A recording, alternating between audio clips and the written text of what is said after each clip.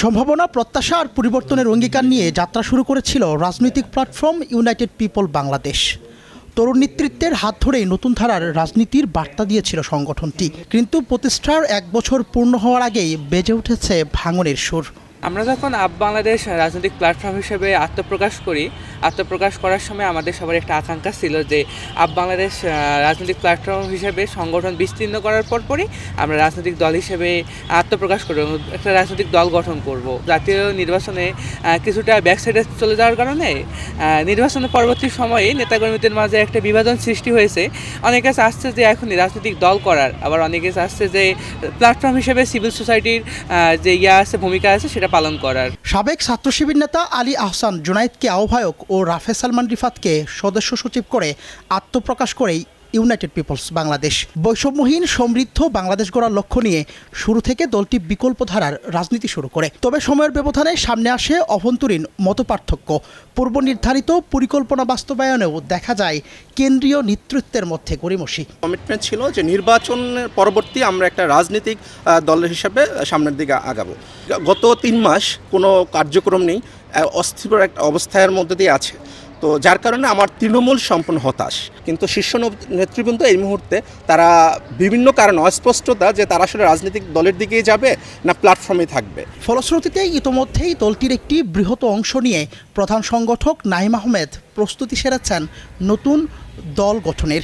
অনেকেই মনে করেন যে এখন এই রাজনৈতিক দলটা শুরু করে দেওয়া দরকার।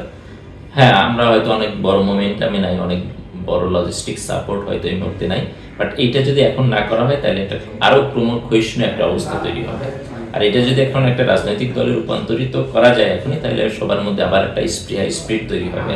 এবং আপ বাংলাদেশ যেই স্পিরিট নিয়ে শুরু করেছিল, যে চেতনা নিয়ে শুরু করেছিল বা যে টার্গেট নিয়ে শুরু করেছিল যে একটা রাজনৈতিক দল গঠন করবে, আমরা মনে করি এখনই সেই সময়টা। এখন যদি সেটা করা না যায় তাহলে যেটা হবে যে নেতাকর্মীরা নির্দেশনা শূন্য হয়ে পড়বে এবং তারা হতাশ হয়ে পড়বে। জুলাই শহীদদের স্বপ্ন বাস্তবায়ন, সেই সাথে 12 দফা কর্মসূচিকে সামনে রেখে অগ্রসর হবে নবগঠিত এই রাজনৈতিক দল। বিদ্যমান সকল অমানিসা দূর করে নতুন ভোট দেখবে বাংলাদেশ, এমনটাই দাবি আপ বাংলাদেশ থেকে বিভক্ত হওয়া স্বপ্নবাজ নেতাকর্মীদের। যে 12টা কর্মসূচি নির্ধারণ করেছে তার মধ্যে হচ্ছে জুলাই সনদকে বাস্তবায়ন করা, ধর্মীয় মূল্যবোধের সুরক্ষা, বিদেশি আগ্রাসন থেকে দেশকে রক্ষা করা, এরকম কয়েকটা টপিক মিলে হচ্ছে আমরা আমাদের দলটাকে পরিচালনা করার জন্য বা আমাদের দলের কার্যক্রম সামনে আগিয়ে নেওয়ার জন্য হচ্ছে আমরা কার্যক্রম চালাচ্ছি। দলটির নাম নিয়েও আছে নেতাকর্মীদের মধ্যে বিশেষ পরিকল্পনা।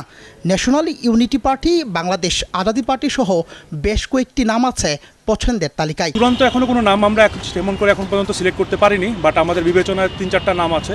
তার মধ্যে হচ্ছে ন্যাশনাল ইউনিটি পার্টি আছে, বাংলাদেশ আজাদি পার্টি আছে, হ্যাঁ, বাংলাদেশ আইডিয়াল পার্টি আছে এবং জাস্টিস এবং ডেমোক্রেসি পার্টি আছে। সেই নামগুলো আমরা চূড়ান্ত করেছি। গঠিত হতে যাওয়া রাজনৈতিক এই দলের আগামীর পথচলা কতটাই বা মসৃণ হবে, সেই সাথে আপ বাংলাদেশের সাংগঠনিক টানাপোড়েন ও বিভক্তির বেড়াজাল কোনো ঝুঁকিতে ফেলবে না তো? এসব প্রশ্নের উত্তর সময় বলে দেবে। জুবায়ের হাসান, নয়া দিগন্ত, ঢাকা।